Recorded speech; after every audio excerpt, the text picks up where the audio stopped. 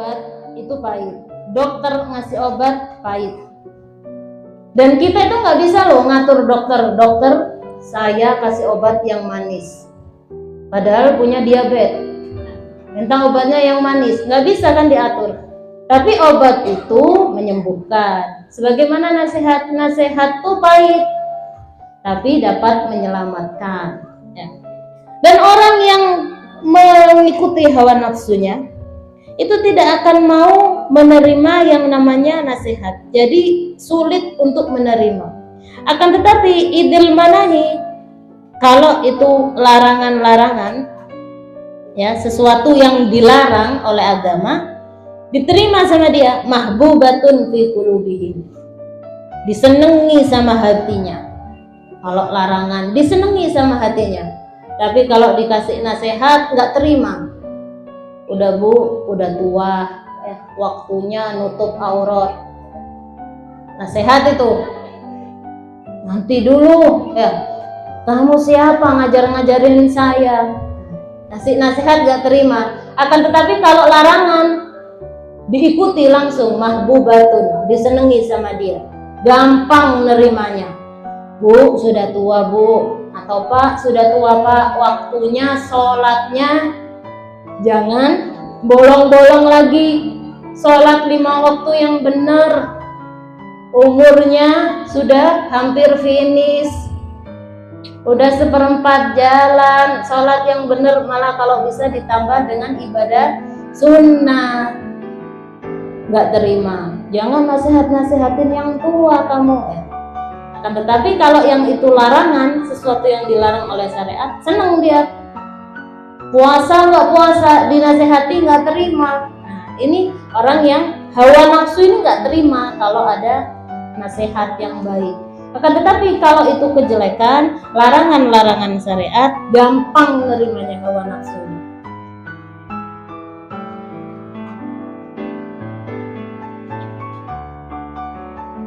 Jadi hawa nafsu itu bawaannya ingin menjerumuskan orang itu yang mengikuti dia ke dalam kemaksiatan, ke dalam kelalaian, ya, ke dalam syahwat. Itu yang diridhoi oleh hawa nafsu.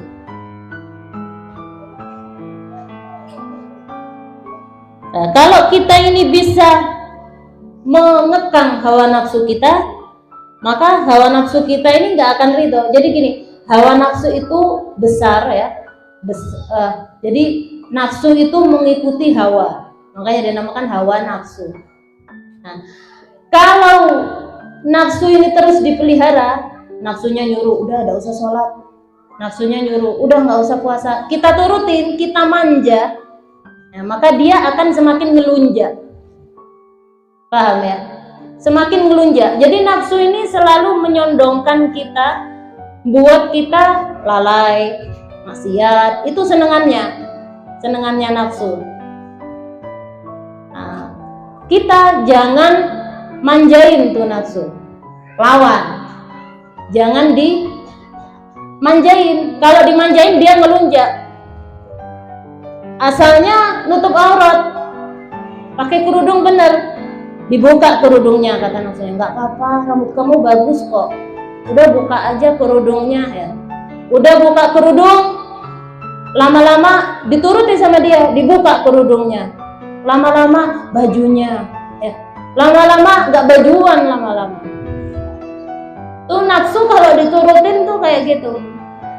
Dan 2 hal yang bikin nafsu itu berkembang, pusatnya nafsu. Pertama, dari banyaknya makan. Itu yang menggedekan nafsu. Menggemukkan nafsu ibaratnya. Bukan menggemukkan badan, ya, menggemukkan nafsu. Gedein nafsu. Pertama, banyak makan. Kedua, banyak tidur. Terus gimana Ustazah? Nggak usah makan gitu, nggak usah tidur? Bukan. Makanya di Islam itu dianjurkan berpuasa. Makan, kata Nabi, makan sebelum lapar, berhenti sebelum kenyang. Nah, itu benar, udah benar. Bukan berarti harus diet terus nggak makan cuma minum air, bukan. Jadi kita melatih hawa nafsu kita. Ketika kita lapar banget ya, kita makan yang nggak nyampe 1 magicom makannya ya, bukan balas dendam. Kalau kadang puasa aja bukannya balas dendam loh. Gimana mau mengekang hawa nafsunya? Bukannya langsung 1 magicom habis. Disuruh sholat dulu, udah sholat maghrib dulu, nanti dulu, makan dulu. Akhirnya sholatnya udah males-malesan, langsung tidur ya, wah pas itu udah. Jadi hawa nafsu itu dikekang gitu, bukan berarti nggak makan, tapi makan itu tadi, makan sebelum lapar, berhenti sebelum kenyang. Jadi makan itu jangan nunggu lapar banget, karena kalau makan itu nunggu lapar, itu pasti makannya balas dendam. Ya, makannya balas dendam. Makanya ada ya metode diet itu ya, itu ada jam-jamnya makan. Kadang nggak lapar juga di jam segitu ya makan. Dan sunnahnya kan kalau Nabi menganjurkan sebelum makan tuh makan buah, bukan setelah makan. Sunnahnya ya. Kalau kita kan cuci mulut makan buah, makan semangka, makan melon ya. Itu sunahnya sebelumnya. Kalau nggak ada buah gimana? Pakai minum air putih. Dan ternyata ya, minum air putih sebelum makan itu bikin kenyang. Terus makan, dan itu memperlancar pencernaan.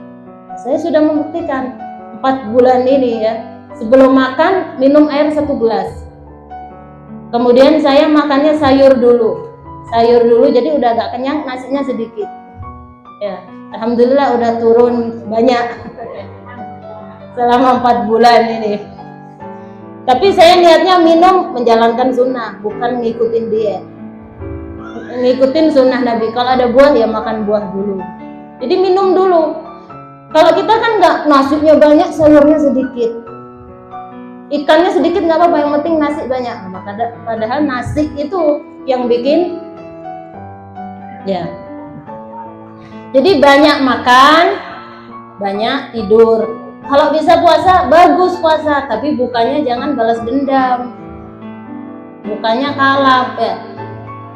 Makanlah yang baik kata Nabi. Makan tuh yang baik, yang halalan, thayyiban, yang halal pastinya. Thayyiban itu apa? Thayyiban itu yang layak dikonsumsi, bukan makanan yang basi dimakan. Makanan yang udah 2 hari yang lalu dimakan, bukan. Dan thayyiban itu juga yang porsinya sesuai, jangan porsi raksasa dimakan ya. Thayyiban itu masuknya thayyiban, karena lambung itu aslinya kecil. Orang segemuk apapun dari lahir, orang yang sekarang udah gemuk ya misalnya, itu lambung tuh aslinya kecil. Tapi karena kita makannya melebihi porsi, jadinya lambung tuh mekar, mengembang, melar, ya, ngembang, akhirnya apa? Akhirnya kalau nggak banyak nggak bisa, nggak kenyang. Itu kalau udah banyak nggak kenyang. Makanya orang yang asalnya obesitas, ketika dia mau menguruskan badan ya, yang obesitas ya, udah gendut banget itu, sampai yang kadang-kadang sampai nggak bisa jalan, ada. Itu cara tercepatnya adalah operasi lambung.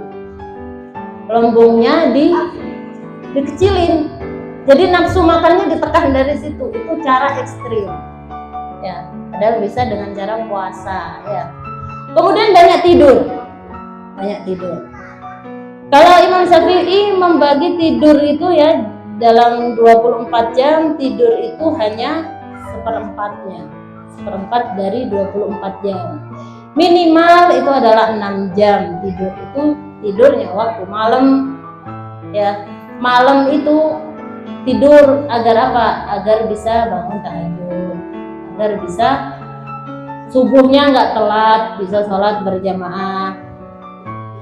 Jadi banyak makan dan banyak tidur itu yang dapat menggedekan hawa nafsu ya, membuat besar hawa nafsu.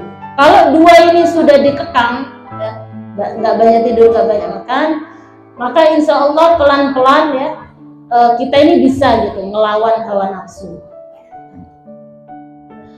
Kemudian innal manahi mahbubatun fi qulubihim alal khusus.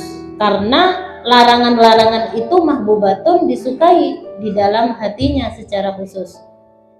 Mangkana talibal ilmu rasmi, barang siapa yang dia cari ilmu ar-rasmi, tujuannya itu untuk dapat titel, biar dapat gelar aja, biar dipandang sama orang, ini loh saya profesor, ini loh saya sarjana. Tujuannya untuk dapat titel ar-rasmi ini ya. Rasmi ini ya itu kayak titel kayak gitu, pengakuan dari manusia. Jadi tujuannya cari ilmu untuk dapat pengakuan dari manusia, biar dipandang, biar saya tidak diremehkan, biar gampang nyari kerjaan. Cari ilmu agama ya, ini maksudnya. Ini ilmu agama maksudnya. Kalau nyari ilmu dunia ya pasti tujuannya dapat gelar, apalagi coba. Ya pasti ini ilmu agama. Tujuannya cuma ingin dapat gelar, dapat titel. Sehingga dia mustagilu fadlin nafsi, menyibukkan dirinya untuk diagungkan oleh manusia, biar dirinya ini diangkat oleh manusia, diagung-agungkan di antara teman-temannya, kerabatnya, keluarganya. Ini loh saya yang paling pintar. Itu tujuannya cari ilmu seperti itu. Wa manakibid dunia, untuk menghiasi dunia agar gampang cari dunianya, biar gampang. Kalau udah jadi ustadz, udah jadi ustadzah, gampang dapat dunia. Ya, akhirnya imanuhum fi amplofihim. Ya, itu ulama su. Itu namanya ulama su. Tergantung amplopnya. Kalau amplopnya sedikit gak mau, kalau amplopnya banyak baru mau. Kan tujuannya saya sekolah sampai ke luar negeri, sampai ke Hadramut misalnya. Tujuannya kan itu, biar diakui, ini loh lulusan dari Hadramut ini, biar diakui tujuannya. Semua ini bodoh semua, saya yang paling pintar, saya lancar baca kitabnya. Tujuannya seperti itu ya, bukan cari ilmu untuk akhirat, tetapi cari ilmu untuk pengakuan, untuk dunianya. Terus gimana yang kayak gini nih? Fa innahu yahsibu annal ilma mujarrad. Jadi nggak butuh sama yang namanya akhirat. Cukup ilmu aja. Yang penting berilmu udah cukup. Yang penting diakui manusia udah cukup. Nggak butuh akhirat, itu nggak butuh. Yang penting saya sudah berilmu. Nah, ini pemikiran seperti ini ya. Wasilatan sayakunu najatuhu wa khilasuhu fihi. Jadi dia menyangka bahwa ilmunya dia itu akan menyelamatkan dia, meskipun dia bukan akhirat yang dicari. Saya pasti masuk surga karena saya berilmu, gitu loh. Ya, ini ciri-ciri ulama su ya. Ulama su ini mengamalkan ilmu karena dunia, bukan karena ingin mendapatkan pahala dari Allah. Wa innahu mustaghnin anil amal. Jadi ciri-ciri ulama su ini dia menganggap ilmunya sudah cukup dan sudah nggak usah mengamalkan lagi. Sudah pintar. Jadi ada dua tipe. Yang pertama, orang yang merasa cari ilmu tujuannya untuk dunia, ya, yang itu tadi ya, untuk dunia aja. Yang kedua, berilmu tidak mau mengamalkan. Jadi ini yang dimaksud ada dua. Cukup ilmunya, saya sudah cukup, gak butuh untuk mengamalkan, dan tidak mau mengamalkan ilmu untuk akhirat. Jadi dia merasa ilmunya itu sudah tinggi gitu loh, Jadi nggak usah ngamalin lagi. Padahal ilmu itu kalau tidak diamalkan, itu ibarat pisau bisa karatan. Tahu karatan ya? Lupa lama-lama. Sepinter apapun, gelarnya tinggi apapun, kalau tidak diamalkan, itu akan hilang lama-lama. Tapi ketika ilmu itu diamalkan, maka ilmu itu akan bertambah dengan sendirinya. Akan ada ilmu-ilmu baru yang akan dia terima. Makanya seorang guru itu harusnya berterima kasih kepada muridnya. Bukan merasa dirinya harus dihormati karena memberikan ilmu, akan tetapi dia harus berterima kasih kepada muridnya karena sebab murid, sebab dia mengajar, dia nambah ilmunya. Itu ulama yang benar, seperti itu. Lalu lanjutannya subhanallahil adzim. Subhanallah ya, biasanya kalimat subhanallah ini diungkapkan untuk sesuatu yang menakjubkan. Ya. Tapi Imam Syafi'i menulis di sini subhanallahil adzim. Heran gitu ya, ada heran orang yang nyari ilmu agama kok tujuannya dunia gitu. Heran. Imam Ghazali ini heran. Ini zaman dulu, zaman sekarang lebih banyak lagi ya. Padahal dia itu nggak tahu la ya'lamu hadzal qadra ya'malu bihi yakunu hujjatan. Padahal ilmu ini nanti akan menjadi hujjah dia di hari akhirat. Ilmu ini nanti akan menuntut dia apabila dia tidak mengamalkan dengan ilmunya, nanti dia akan dituntut di akhirat nanti. Ya. Alaihi akidun, dan ini sudah pasti. Ya. Nabi mengatakan inna asyaddan nasi adzaban yaumal qiyamah alimun la yanfa'ullahu bi'ilmi.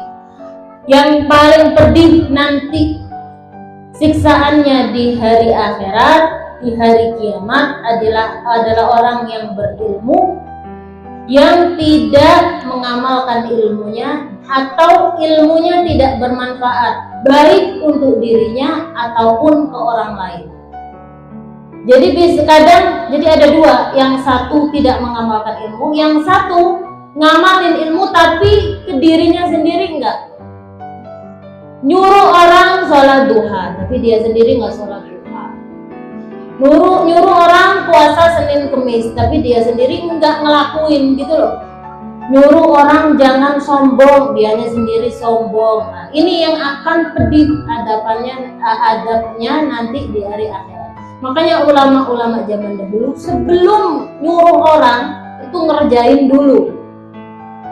Ulama-ulama habaib dulu, kiai zaman dahulu itu dakwanya biasa-biasa. Dulu mah nggak ada YouTube, nggak ada yang namanya Facebook, nggak ada yang namanya Instagram apa sekarang ya segala macam ada, gampang mah untuk disebar. Tapi orang dulu sekali ngomong langsung mujarab. Nasihatnya langsung bekas di dalam hati. Kenapa? Karena mereka mengerjakan dulu sebelum memerintahkan orang lain. Dan kalau biasanya seorang guru dia hanya bisa nyuruh tapi nggak mengerjakan, itu nggak akan bekas di hati yang mendengarkan. Ya. Ini ada satu cerita Kiai Hamid Pasuruan. Tahu ya Kiai Hamid? Kiai Hamid itu nggak pernah nyuruh orang kecuali ngerjain dulu. Waktu itu ada ibu-ibu bawa anaknya usia sekitar 9-10 tahun ya, 8 tahunan, laki-laki anaknya. Tolong Kiai, kan Kiai ya panggilnya.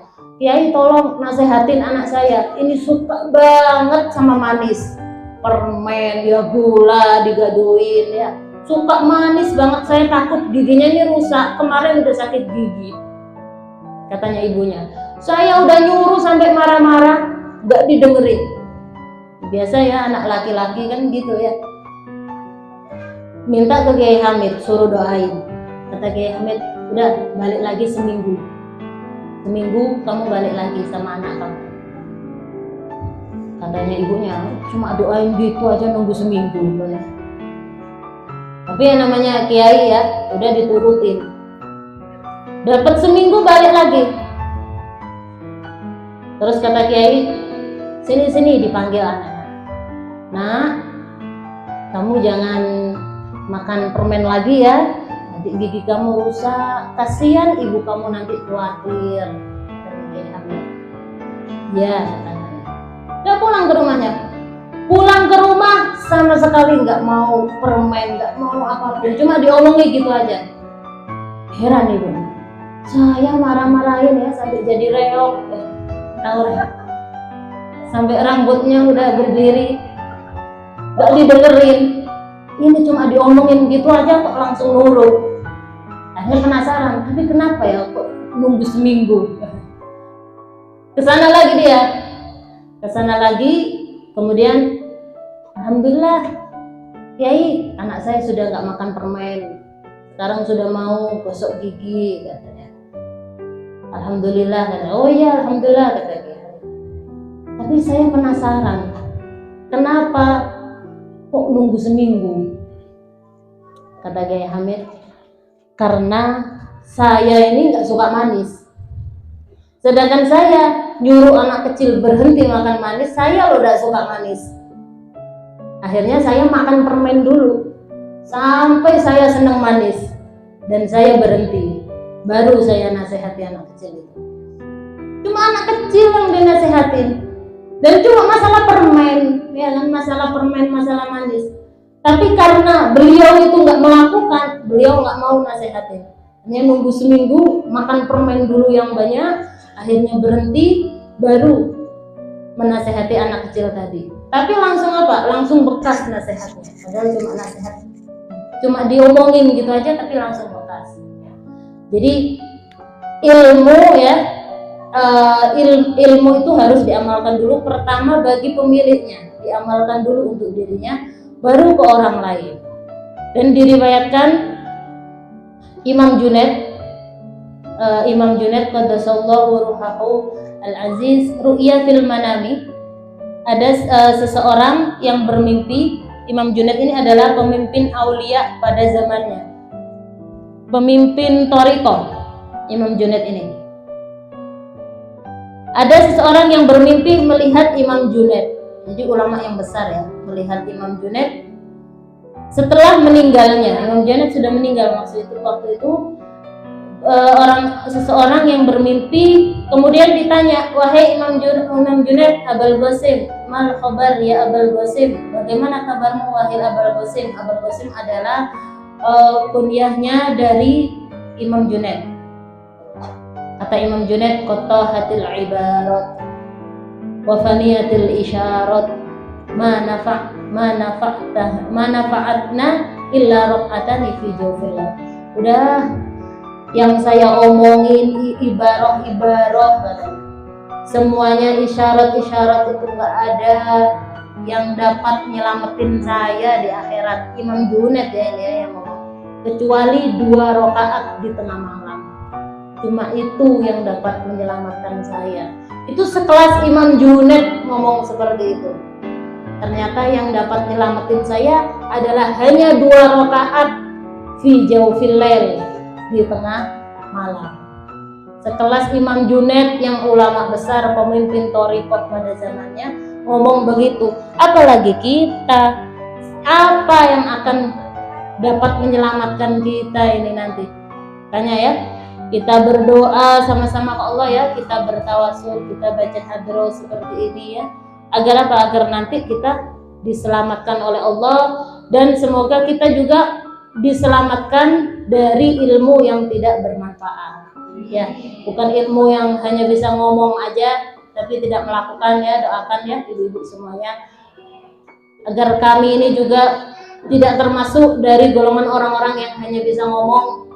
Ya, karena yang nyeramain ini lebih berat daripada yang dengerin.